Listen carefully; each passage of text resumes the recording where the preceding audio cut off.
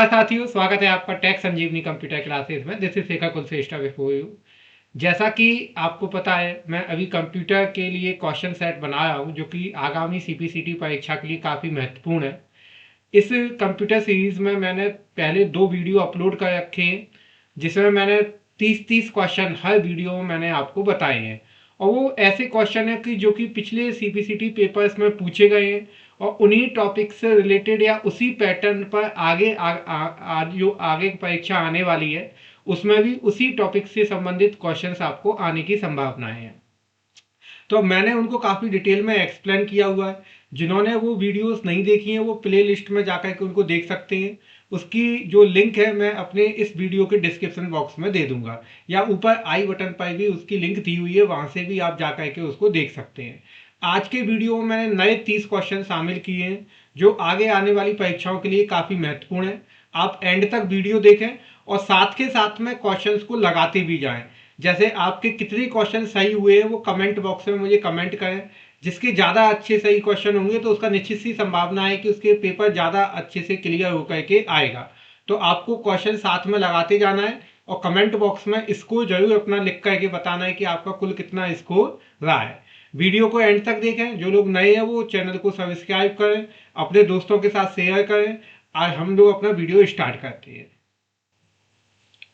तो जैसा अभी मैंने बताया था, हमारा आज का ये 3rd लेक्चर है, तीसरा कंप्यूटर मॉक टेस्ट है जिसमें मैं आगामी 30 क्वेश्चंस आपको बताने वाला हूँ। काफ़ी महत्वपूर्ण होने वाले हैं, काफ़ी डिटेल में मैं उन्हें समझाऊंगा आपको। तो आज जो जो चीज़ मैं एक्स्ट्रा बताता जाऊँ उन्हें आप अपने नोटबुक में नोट डाउन करते जाएं या स्क्रीनशॉट लेते जाएं। अगर आप मोबाइल से देख रहे हैं तो उसका स्क्रीनशॉट लेते चले जाएं। चलो हम क्वेश्चन देखते हैं एक एक करके। सबसे पहला क्वेश्चन है, नोटबुक कंप्यूटर कंप्यूटर नामक डिवाइस की श्रेणी में आता है आपका, यानी कि जो नोटबुक कंप्यूटर है वो किस कंप्यूटर श्रेणी के अंतर्गत आता है। तो नोटबुक कंप्यूटर मोबाइल कंप्यूटर होता है, मेनफ्रेम कंप्यूटर होता है, सुपर कंप्यूटर होता है या वर्क स्टेशन होता है। तो नोटबुक कंप्यूटर देखो, ना तो मेनफ्रेम होता आपका, ना सुपर कंप्यूटर होता और ना ही वर्क स्टेशन होता। ये तीनों ही में नहीं है आपका। इसका सही आंसर बनेगा मोबाइल। यानी कि नोटबुक कंप्यूटर एक मोबाइल कंप्यूटर है। मोबाइल कंप्यूटर का मतलब क्या होता है, उसको आसानी से हम कहीं भी ला ले जा सकते हैं। तो ये एक नोटबुक कंप्यूटर होता है। लैपटॉप से छोटा कंप्यूटर होता है आपका साइज में, और उसको हम आसानी से एक जगह से दूसरी जगह ले जा सकते हैं, इसलिए इसको मोबाइल कंप्यूटर भी कहा जाता है। इसे नोटबुक कंप्यूटर कहते हैं। यहाँ पर कंप्यूटर की अलग अलग कैटेगरीज बताई गई हैं आपको। तकनीकी के आधार पर कंप्यूटर कौन कौन से हैं। जैसे सुपर कंप्यूटर है आपका, mainframe computer, mini computer, micro computer और वर्क स्टेशन। तो नोटबुक कंप्यूटर माइक्रो कंप्यूटर के अंतर्गत आता है आपका। जैसे desktop, PC, laptop, tablet, smartphone, इसी सब में आपका नोटबुक कंप्यूटर आता है। तो नोटबुक कंप्यूटर टेक्नोलॉजी के आधार पर माइक्रो कंप्यूटर है, क्योंकि इसमें माइक्रो प्रोसेसर का उपयोग किया जाता है। मुझे लगता है आपको समझ में आया होगा नोटबुक कंप्यूटर के बारे में। अगला क्वेश्चन देखते हैं हम नेक्स्ट। ओपन ऑफिस कैल्क में कौन सा फंक्शन अगर वैल्यू टेक्स्ट को दिखाता है तो ट्रू और नहीं तो फॉल्स देता है। यानी कि आपका जो आपने कोई भी वैल्यू दी हुई है, अगर वो टेक्स्ट है तो ट्रू देगा, अदरवाइज क्या देगा, फॉल्स देगा आपका। तो ऐसा कौन सा फंक्शन होता है, चेक करता है कि आपने जो वैल्यू दी है वो नंबर है या टेक्स्ट है। अगर टेक्स्ट है तो ट्रू देगा, और अगर नंबर नहीं है तो सॉरी टेक्स्ट नहीं है तो उसको फॉल्स दे देगा। तो इसके लिए कौन सा फंक्शन होता है आपका, तो ये इज टेक्स्ट फंक्शन होता है। कौन सा होता है आपका, इज टेक्स्ट। ये ओपन ऑफिस कैल्क में और एमएस एक्सेल दोनों में उपयोग में आता है। अगला क्वेश्चन, इनमें से कौन सी प्रोग्रामिंग भाषा हाई लेवल भाषाओं में नहीं आती है। यानी कि जो हाई लेवल प्रोग्रामिंग लैंग्वेजेस है उसमें नहीं आती है। ज़्यादा आपको इसमें डिटेल में जाने की जरूरत नहीं है। मशीन लैंग्वेज आपका लो लेवल लैंग्वेज है।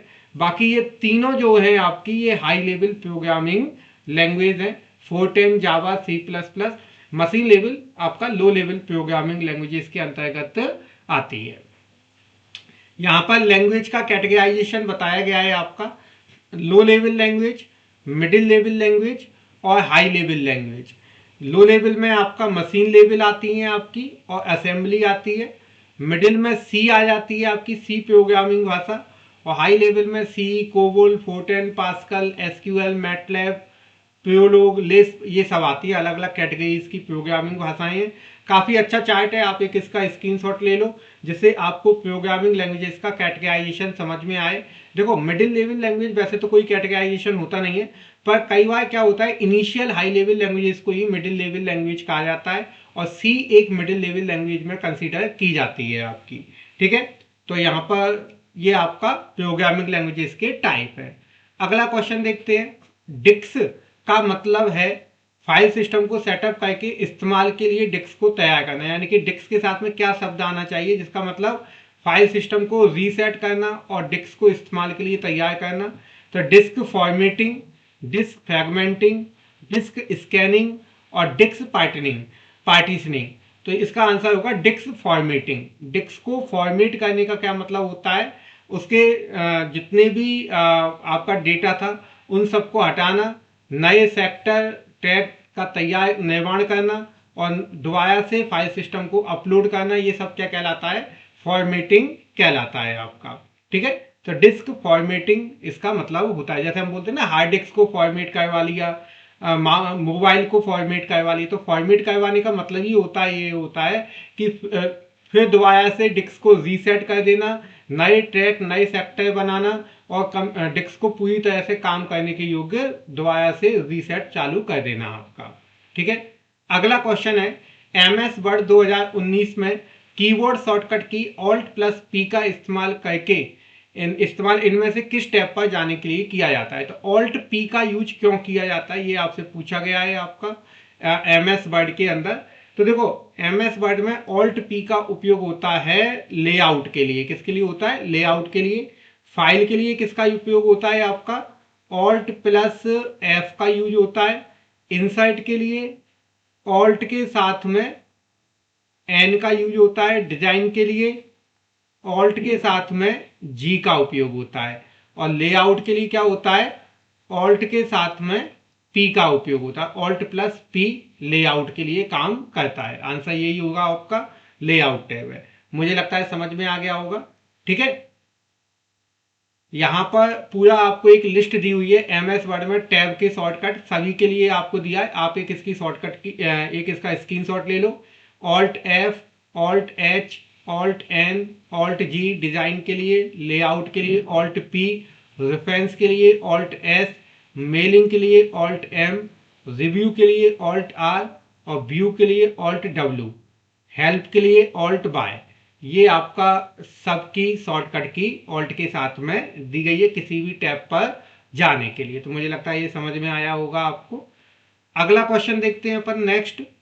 MS वर्ड 2019 में जब हम किसी पैराग्राफ की शुरुआत में एक बड़ा कैपिटल लेटर बनाते हैं तो उसे क्या कहा जाता है। जैसे हम कोई पैराग्राफ लिख रहे हैं और उस पैराग्राफ को लिखते समय हम ये चाहते हैं कि उसका पहला लेटर ज़्यादा बड़ा हो जाए, थोड़ा कैपिटल और बड़ा हो जाए साइज में, तो उसे क्या कहा जाता है, drop cap, header, smart art या एडिंस। तो देखो इसको कहा जाता है ड्रॉप कैप। ये ड्रॉप कैप कमांड होती है आपकी इंसर्ट टैब के अंदर मिलती है। ये ड्रॉप कैप के बारे में सारी जानकारी है। ड्रॉप कैप एक फॉर्मेटिंग फीचर है जिससे पैराग्राफ का पहला अक्षर फर्स्ट लेटर क्या हो जाता है, कैपिटल हो जाता है। सामान्यतः बुक, मैगजीन, न्यूज़पेपर आदि में इसका उपयोग किया जाता है। इंसर्ट के अंदर टेक्स्ट ग्रुप के अंदर आपको ड्रॉप कैप कमांड मिलती है। 3 इसकी स्टाइल होती हैं आपकी, ड्रॉप्ड, इन मार्जिन और नन। यानी कि पहला अक्षर 3 लाइन के बराबर हो जाता है ड्रॉप्ड में। इन मार्जिन में जो बड़ा अक्षर है वो मार्जिन एरिया में चला जाता है, लेफ्ट मार्जिन एरिया में चला जाता है। और अगर ड्रॉप स्टाइल हटानी है तो नन कमांड पर क्लिक किया जाता है। इसका भी क्वेश्चन आ चुका है, देखो ड्रॉप कैप के काफी क्वेश्चन आए हैं। ये भी पूछा गया है कितनी स्टाइल होती है, तो 3 होती हैं। और कहाँ मिलता है ये तो आता ही आता है, और क्या होता है ये भी है आपका। ठीक है, इसकी कोई शॉर्टकट की तो होती नहीं है। इंसर्ट टैब के टेक्स्ट ग्रुप में ये आपको मिलती है। अगला क्वेश्चन, प्रोग्राम का मुख्य काम पावर चालू होने पर कंप्यूटर सॉफ्टवेयर को चलाना होता है आपका। मतलब इनमें से किस प्रोग्राम का काम पावर के, जैसे ही आप पावर ऑन करते हो तो कंप्यूटर सॉफ्टवेयर को चलाना होता है। तो boot strap loader, primary, secondary, MS word. तो देखो नाम से पता चल रहा है इसमें क्या होता है, boot strap loader.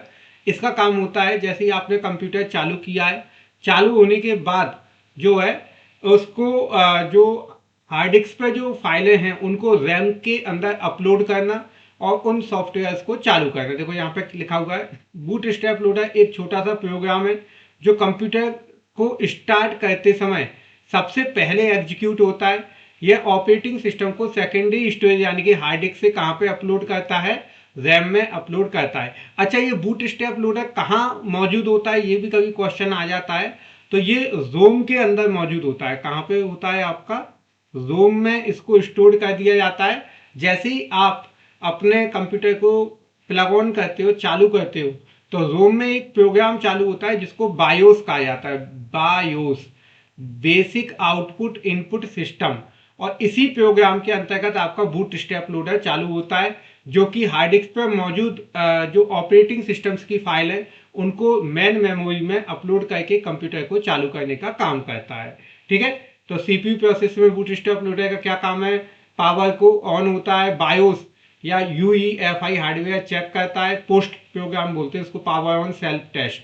Bootstrap loader primary memory में लोड किया जाता है।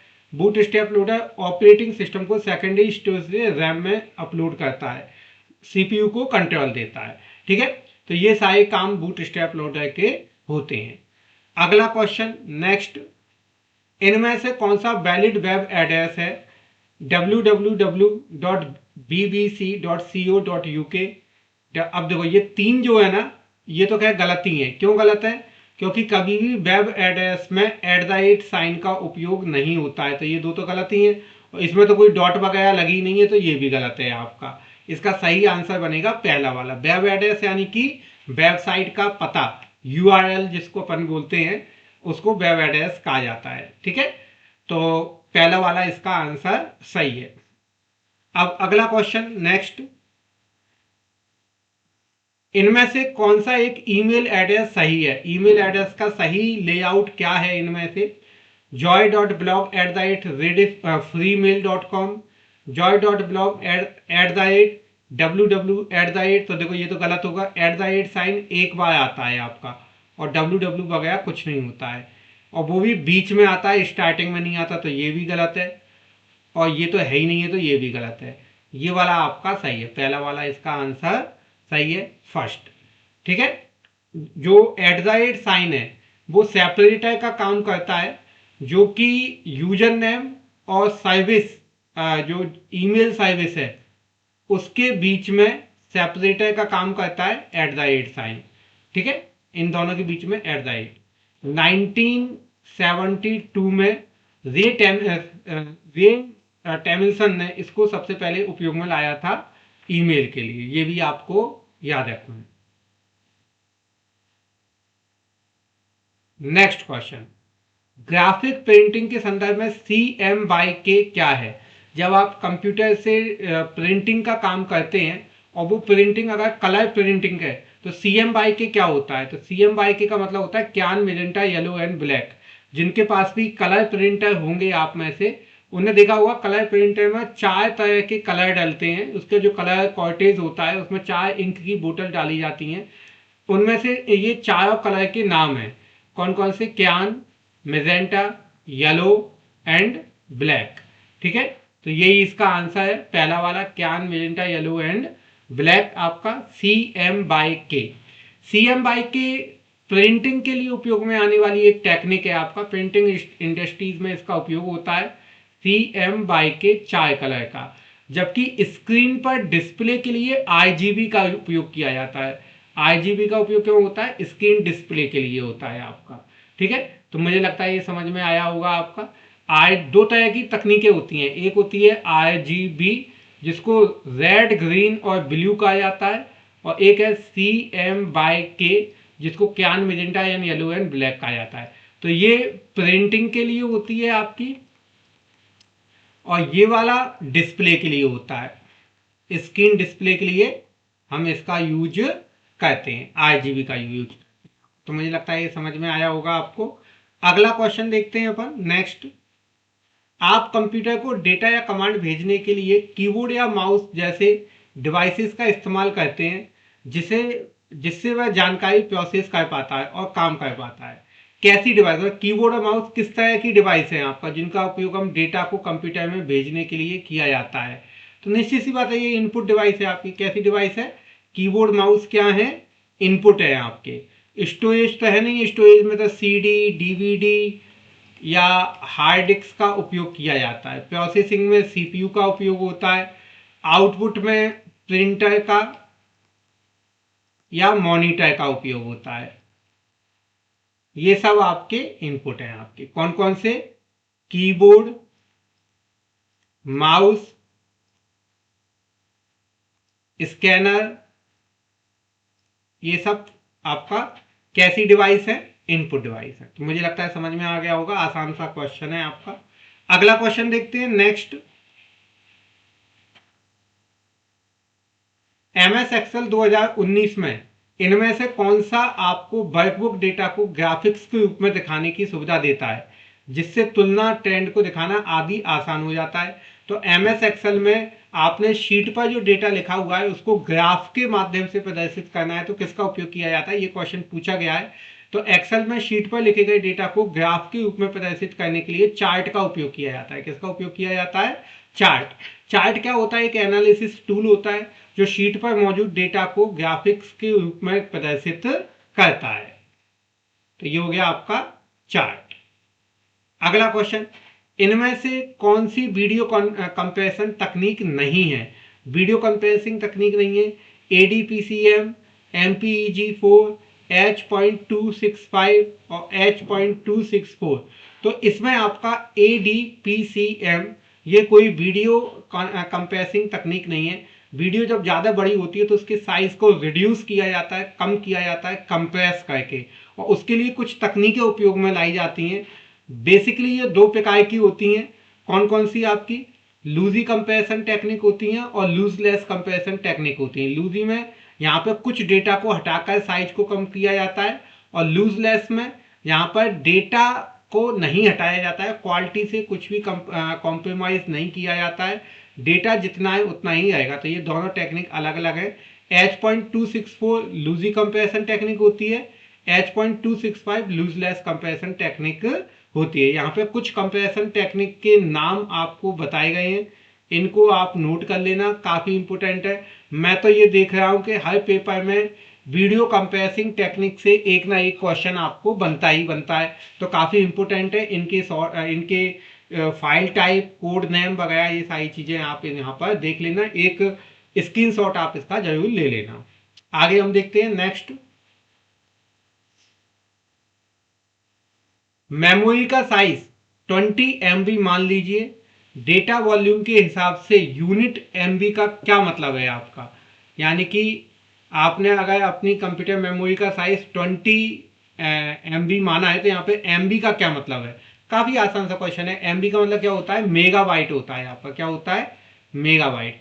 KB kilobyte, MB megabyte, GB gigabyte, फिर TB टेराबाइट, PB पेटाबाइट, इस तरीके से होता है। EB exabyte. ये इस तरीके से सारा आपका मेमोरी के अलग अलग यूनिट्स होते हैं। जितना जितना वो बढ़ता चला जाता है उसके हिसाब से उसका नाम भी बदलता जाता है आपका। मेगाबाइट है ये। अगला क्वेश्चन, इनमें से कौन सा नेटवर्क कनेक्शन पर डेटा पैकेट्स को भेजने में होने वाला टाइम डिले है, जो अक्सर नेटवर्क कंजेक्शन और कभी कभी रूट चेंज की वजह से होता है आपका। मतलब आप जैसे अलग अलग नेटवर्क कनेक्शन पर डेटा पैकेट्स जो भेजते हैं उसमें जो समय लगता है, आपका टाइम डिले होता है, वो क्या कहलाता है, उसका नाम क्या होता है। तो only a jitter, only an error, either an error और a jitter, both an error and jitter. तो ये एरर नहीं होता आपका, जिटर बोला जाता है इसको, ओनली अ जिटर आपका। ठीक है, पहला वाला इसका आंसर होगा। क्या होता है जिटर का मतलब, डेटा पैकेट्स के पहुंचने के समय में अनियमितता, उसको दर्शाने के लिए इस शब्द का उपयोग किया जाता है, जिटर का। ठीक है, जब इंटरनेट पर नेटवर्क के माध्यम से डेटा को भेजा जाता है और पैकेट को डेस्टिनेशन तक पहुंचने में थोड़ा समय लगता है, अगर यह समय पैकेट के लिए समान नहीं है, कभी कभी जल्दी और कभी देर से होता है, तो इसे जिटर कहते हैं। क्या कहते हैं आपका, JITTER। मुझे लगता है आपको समझ में आया होगा जिटर की डेफिनेशन क्या होती है, यानी डेटा पैकेट्स के पहुंचने में लगने वाला समय। अगला क्वेश्चन नेक्स्ट, DOS अटैक में टारगेटेड कंप्यूटर क्या बन जाता है आपका। ठीक है, ये एक तरह का नेटवर्क अटैक है आपका। इसमें अनरिस्पॉन्सिव हो जाता है कंप्यूटर, रेस्पॉन्सिव हो जाता है, एक्स्ट्रा अलर्ट हो जाता है और वेरी फास्ट हो जाता है।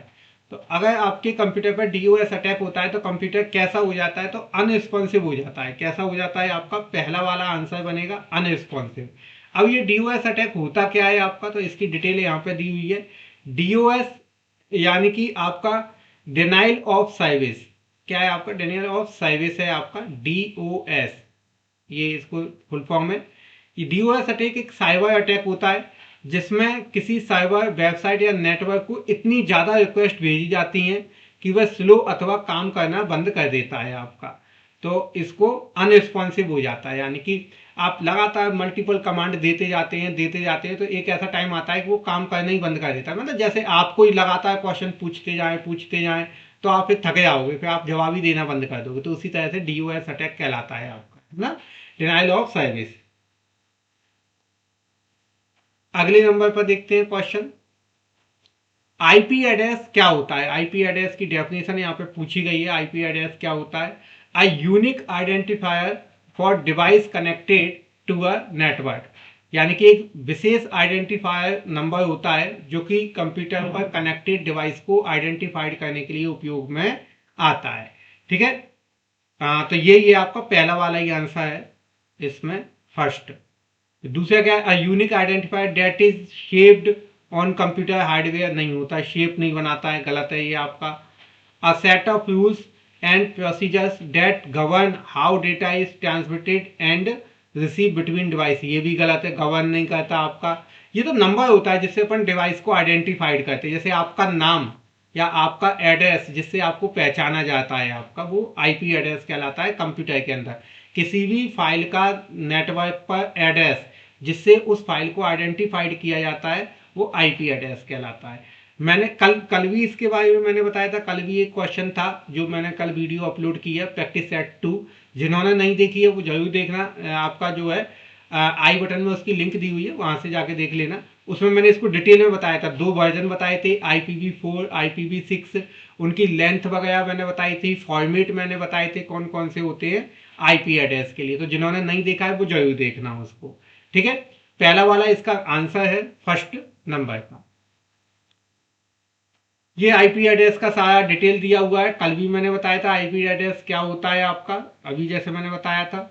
ठीक है, और 2 तरह के वर्जन होते हैं इसके, IPv4 और IPv6। 32 बिट का होता है ये आपका, 4 ऑक्टेट या खंड में बटा होता है। ये 128 बिट का होता है। ठीक है, और ये हेक्साडेसिमल फॉर्मेट में रहता है। ये है आपका आईपी एड्रेस। आप इसका एक स्क्रीनशॉट ले लेना तो आपको ये समझ में आ जाएगा। अगला क्वेश्चन देखते हैं, MS पावरपॉइंट 2019 में कौन सा टैब आपको कमेंट जोड़ने, स्पेल चेक चलाने या एक प्रेजेंटेशन को दूसरे से कंपेयर करने जैसी सुविधाएं देता है। तो देखो आपको क्या क्या सुविधाएं दी जा रही हैं, कमेंट डालने की, स्पेल चेकिंग की। तो ये सारी सुविधाएं आपको रिव्यू के अंदर मिलती हैं। किसके अंदर मिलती हैं, रिव्यू टैब के अंदर। रिव्यू टैब की सहायता से आप कमेंट वगैरह डाल सकते हैं, स्पेल चेकिंग कर सकते हैं, ये सारी सुविधाओं का आप यूज कर सकते हैं, कंपेयर वगैरह कर सकते हैं। ठीक है, आप लोग भी क्वेश्चंस को लगाते जाएं और जोड़ते चले जाएं आपके कितने सही हुए हैं, और नीचे कमेंट बॉक्स में फाइनल स्कोर अपना कमेंट करके टाइप करके डालें।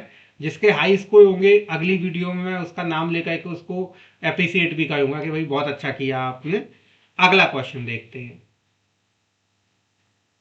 सॉलिड स्टेट ड्राइव यानी कि SSD निम्नलिखित में से किस श्रेणी से संबंधित है। SSD किस टाइप की कंप्यूटर मेमोरी होती है। ठीक है, फ्लैश बेस्ड डिवाइस है, ड्राइव है आपका, मैग्नेटिक है, लेजर बेस है या ऑप्टिकल है। तो देखो ये मैग्नेटिक तो है नहीं है। मैग्नेटिक क्या होती है आपकी, मैग्नेटिक में हार्ड डिस्क आ जाती है और फ्लॉपी डिस्क आ जाती है, ये दोनों आती हैं। लेजर बेस्ड या ऑप्टिकल एक ही मतलब होता है, इसमें CD DVD ये आ जाती हैं। ये फ्लैश बेस्ड ड्राइव है, इसका आंसर पहला वाला बनेगा, फ्लैश बेस्ड ड्राइव आपका। ठीक है, ये फ्लैश बेस्ड ड्राइव है। अगला क्वेश्चन देखते हैं, ये देखो यहाँ पे पूरा आपको दिया हुआ है, साए। मैग्नेटिक स्टोरेज कौन से होते हैं? ठीक है, हार्ड डिस्क, फ्लॉपी डिस्क मैंने बताया था। ऑप्टिकल में क्या आता है? सीडी, डीवीडी, वीडी आता है। सॉलिड स्टेट में फ्लैश बेस्ड मेमोरी होती है आपकी, एसएसडी, पेन ड्राइव, सब इसी में ही आते हैं। नेटवर्क स्टोरेज में क्लाउड आ जाता है, क्लाउड पर जो हम डेटा स्टोर करते हैं। क्लाउड का मतलब क्या है? जैसे हम वन ड्राइव पर डेटा स्टोर करते हैं या आपका गूगल ड्राइव पर डेटा स्टोर करते हैं, तो ये सब क्या होती हैं? आपकी क्लाउड कहलाती हैं। यहाँ पर हम डेटा स्टोर करते हैं, नेटवर्क पर डेटा स्टोर करते हैं। अगला 20 नंबर का क्वेश्चन, एक मैं वेब सर्वर पर स्थित एक या एक से अधिक वेब पेजेस होते हैं। कहां पर एक से ज्यादा वेब पेजेस लिंक्ड होते हैं? आपका वेबसाइट में। एक वेबसाइट में मल्टीपल वेब पेजेस होते हैं, तो आंसर वेबसाइट हो जाएगा इसका। अगला क्वेश्चन, अब प्लॉटर इज, एक प्लॉटर क्या है? डिजाइन और ग्राफिक्स को बनाने के लिए एक आउटपुट डिवाइस है। पहला ही वाला सही लग रहा है। अच्छी गुणवत्ता वाले ग्राफिक्स का उत्पादन करने के लिए एक इनपुट इनपुट डिवाइस तो नहीं है आपका। कैमरा लेंस का उपयोग करने वाला एक आउटपुट डिवाइस है, ये भी गलत है, क्योंकि कैमरा लेंस का उपयोग नहीं होता है। एक आउटपुट डिवाइस जो कंप्यूटर से स्क्रीन इंटरफेस पर डेटा को प्रदर्शित करता है, ये भी गलत है आपका। पहला वाला ही इसका आंसर सही है, यानी कि डिजाइन और ग्राफिक्स को बनाने के लिए उपयोग में आने वाला एक आउटपुट डिवाइस है, जिसे प्लॉटर कहा जाता है। अगला question next, the value of the MS Excel 2019 expression floor 11.6,3 क्या होगा इसका आंसर? एक फ्लोर फंक्शन लगाया है आपका, ठीक है,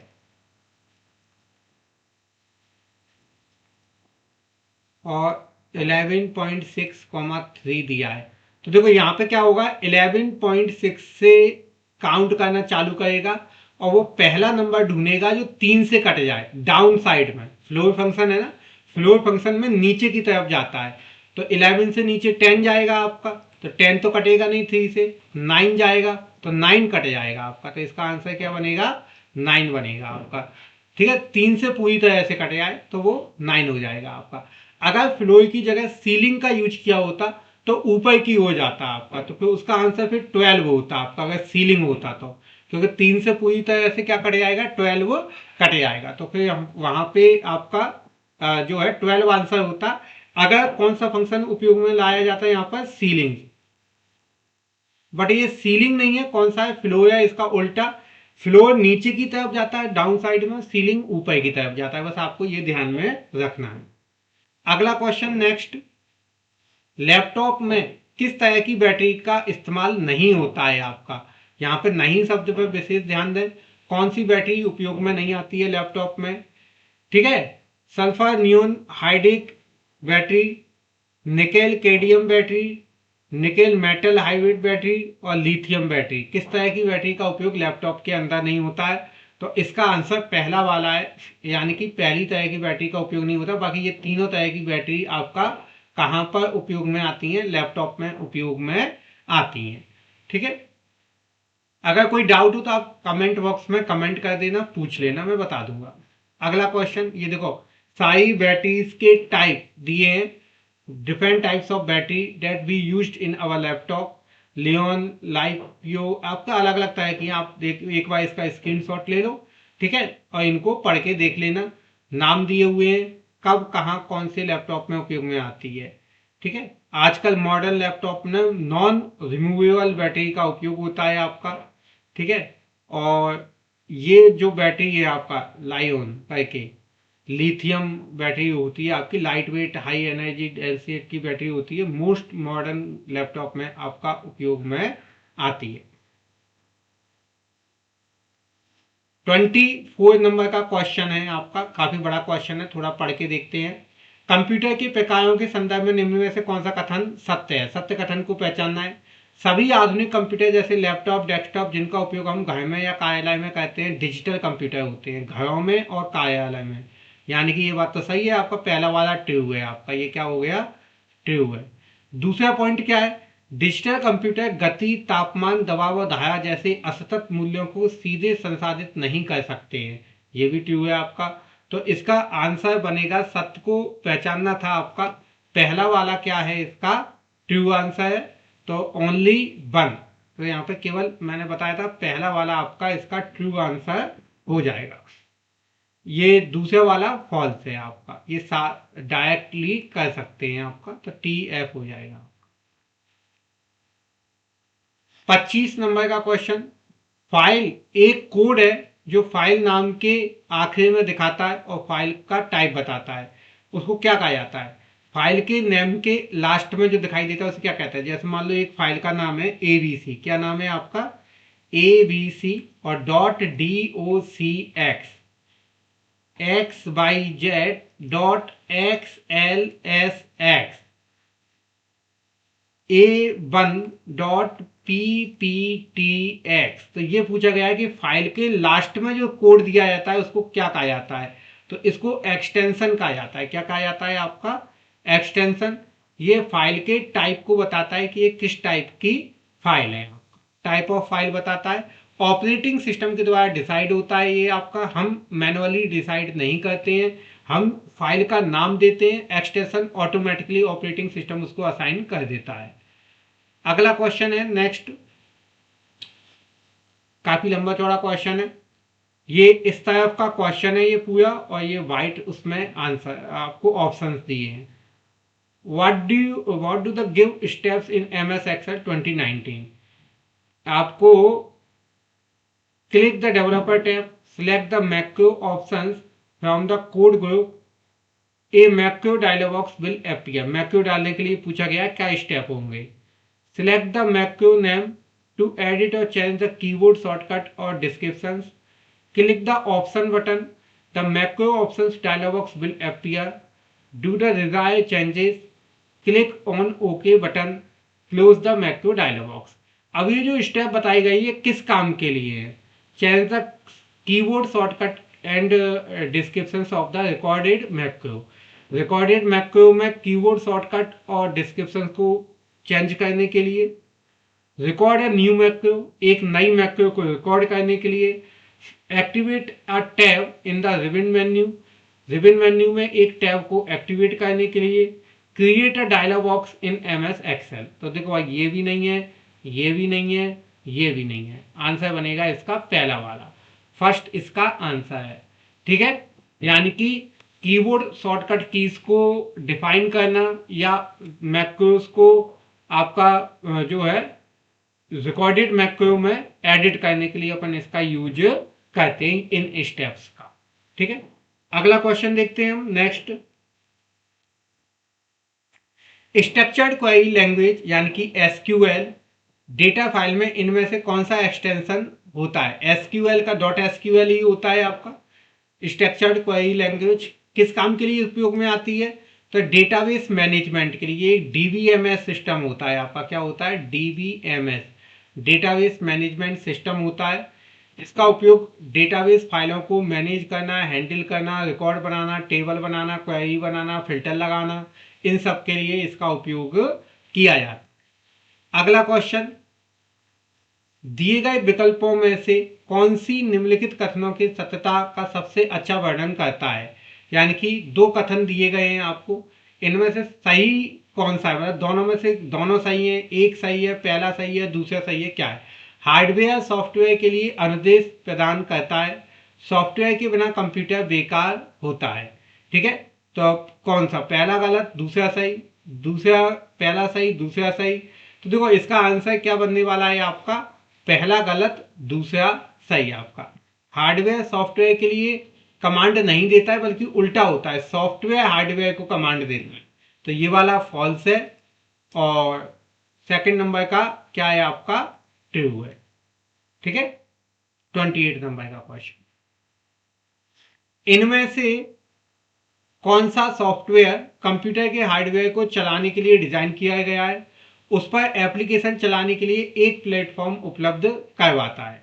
यानी कि कंप्यूटर हार्डवेयर को ऑपरेट करने के लिए, उस पर अन्य एप्लीकेशन सॉफ्टवेयर को चलाने के लिए किस तरह के सॉफ्टवेयर का उपयोग किया जाता है? System software, database software, middleware और एप्लीकेशन सॉफ्टवेयर। तो इसका आंसर बनेगा सिस्टम सॉफ्टवेयर। किसका उपयोग किया जाता है?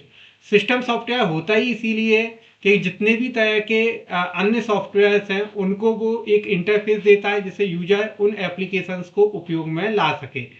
सिस्टम सॉफ्टवेयर का सबसे अच्छा उदाहरण क्या है आपका? ऑपरेटिंग सिस्टम है। ऑपरेटिंग सिस्टम एक सिस्टम सॉफ्टवेयर होता है।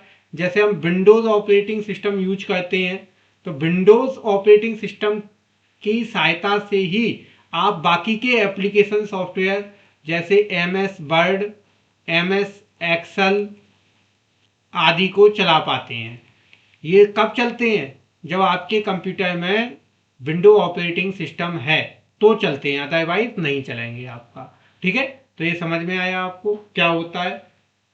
अगला क्वेश्चन देखते हैं, आज का लास्ट क्वेश्चन 30 नंबर। इनमें से कौन सा तरीका कंप्यूटर रूम में एनर्जी के इस्तेमाल को कम नहीं करेगा? कम नहीं करेगा, ये पूछा गया है आपका। तो उपयोग में ना होने पर कंप्यूटर के लिए स्क्रीन सेवर का उपयोग करना, उपयोग ना होने पर कंप्यूटर को बंद कर देना। अब जब बंद ही कर दोगे तो एनर्जी तो अपने आप ही कम हो जाएगी। चमक जैसी कॉन्फ़िगरेशन सेटिंग को समायोजित करना, चमक यानी कि उसकी ब्राइटनेस को कम कर देना। ब्राइटनेस कम कर देंगे तो एनर्जी कंजप्शन कम हो जाएगा, यानी कि ये भी सही है। ओवर हीटिंग, वातावरण को नियंत्रित करना, ओवर हीट ना होने देना कंप्यूटर को। ये तीनों से तो आपका जो है एनर्जी कंजप्शन रुकेगा, कम होगा। पहले वाला इसका आंसर बनेगा, इससे कोई इंपैक्ट नहीं पड़ता है। आप स्क्रीन सेवर लगा भी दोगे तो एनर्जी कंजप्शन पर कोई भी अंतर नहीं पड़ने वाला है। तो ये आज के 30 क्वेश्चन मैंने आपको डिटेल में बताए। काफ़ी महत्वपूर्ण क्वेश्चन थे, उम्मीद है आपको समझ में आए होंगे। जिन्होंने सारे क्वेश्चन लगाए हैं वो अपना स्कोर जरूर आपका कमेंट बॉक्स में टाइप करें, जिससे मैं उसको चेक कर पाऊँ कि आप लोगों ने कितने क्वेश्चन साथ के साथ में लगाए हैं। Thank you very much.